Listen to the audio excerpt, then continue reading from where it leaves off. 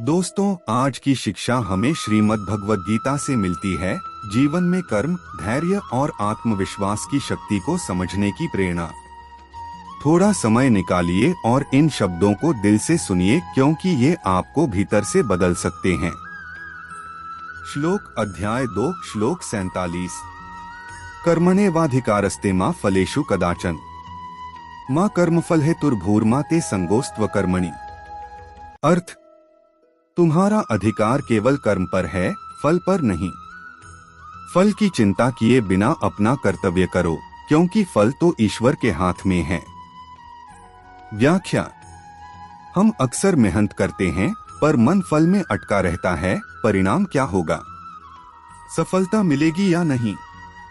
गीता कहती है, कर्म करो और परिणाम ईश्वर पर छोड़ दो। जब मन परिणाम से मुक्त होता है, तब काम में पूरी ऊर्जा और शांति मिलती है। जीवन में कैसे लागू करें? पढ़ाई करो, मेहनत करो, पर तनाव मत लो। कारोबार करो, काम करो, पर हर पल सफलता का हिसाब मत लगाओ। अगर उद्देश्य शुद्ध हो और प्रयास सच्चा, तो देर सवेर फल स्वयं तुम्हारे कदम चूमेगा। दूसरी सीख, मन पर नियंत्रण। भगवान कहते हैं, मन ही मित्र है और मन ही शत्रु। अगर हमने मन को साध लिया, तो कोई भी लक्ष्य दूर नहीं। लेकिन अगर मन भटक गया, तो हाथ में आया अवसर भी खो सकता है। विचार: जब मन कहे थक गया हूँ, तब आत्मा कहे बस एक कदम और। जब मन डरे, आत्मविश्वास जगाओ। जीत उन्हीं की होती है जो मन को जीत लेते हैं। धैर्य का महत्व। गीता सिखाती है, परिवर्तन समय लेता है। बीज बोया जाता है, फिर पानी दिया जाता है, तभी पेड़ फल देता है। वैसे ही हमारे कर्मों को भी धैर्य का जल चाहिए। अंत का संदेश: कर्म करो, परिणाम ईश्वर को सौंप दो। मन को शांत रखो, लक्ष्य पर ध्यान रखो। जीवन में कठिनाइयां आएंगी, पर जो गीता का मार्ग चुनता है, उसका हर कदम प्रकाश की ओर बढ़ता है। अब जरा जीवन की एक और सच्चाई पर बात करते हैं। हम में से ज्यादातर लोग मेहनत तो करते हैं, पर जब रिजल्ट तुरंत नहीं मिलता, तो हम निराश होने लगते हैं। हमारा मन कहता है, यार इतना किया, फिर भी फायदा नहीं हुआ। लेकिन क्या किसान फसल बोने के अगले ही दिन फल पाने लगता है? नहीं, वह इंतजार करता है, देखभाल करता है और भरोसा रखता है कि समय आने पर फल जरूर मिलेगा।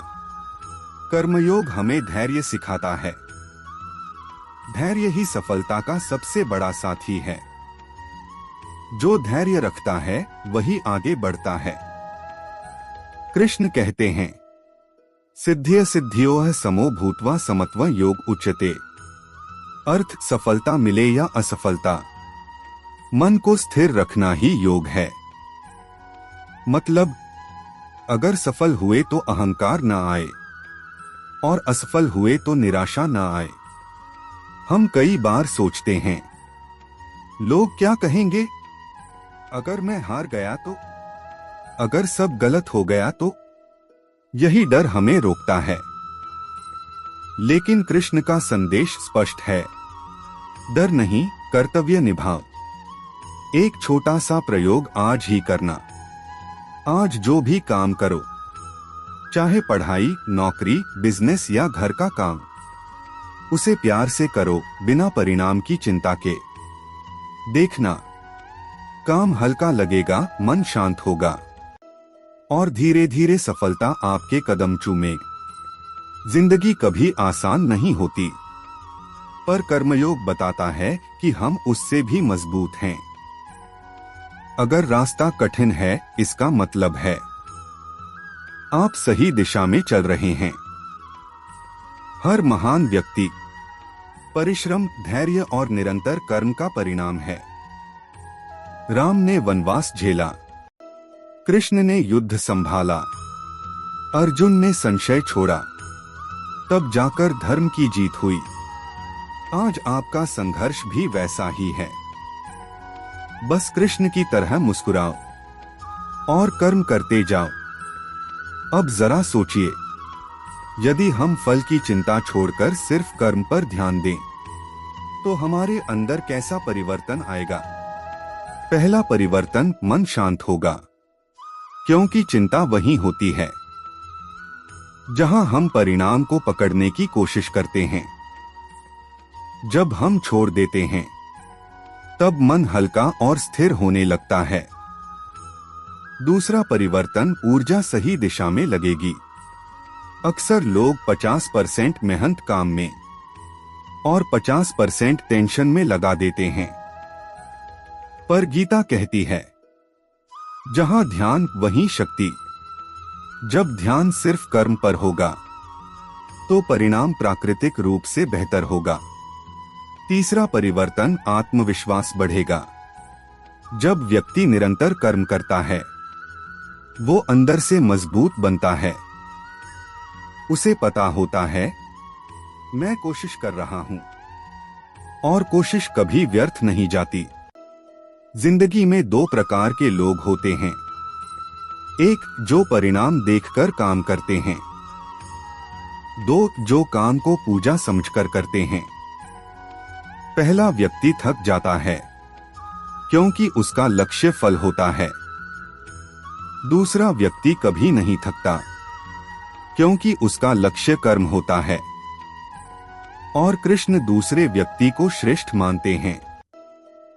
एक छोटी कहानी। एक वृद्ध व्यक्ति रोज नदी के किनारे पौधे लगाता था। लोग हंसते, पूछते, बाबा, ये पेड़ बड़े होने में सालों लगेंगे, तब तक आप शायद जिंदा भी न हो। बाबा मुस्कुराकर बोले, मैं पेड़ अपने लिए नहीं लगा रहा, मैं तो कर्म कर रहा हूं। फल तो आने वाली पीढ़ियां लेंगी। यही है निष्काम कर्म। काम करो, चाहे आज सराहना न मिले, पर भविष्य में उसका सुख किसी न किसी को जरूर मिलेगा। समय के पास अपना नियम है। आज बोया बीज, कल वृक्ष बनेगा और परसों फल देगा। बस बोते रहो, सींचते रहो, कभी न रुकना, क्योंकि कर्म ही भाग्य बनाता है और कर्मयोगी कभी हार नहीं मानता। अगर इस वीडियो ने आपके मन को शांति दी, तो इसे दूसरों तक पहुंचाओ। कमेंट में लिखो, मैं भगवद गीता के मार्ग पर चलूंगा, और सब्सक्राइब करें ताकि हमें भी मोटिवेशन मिले।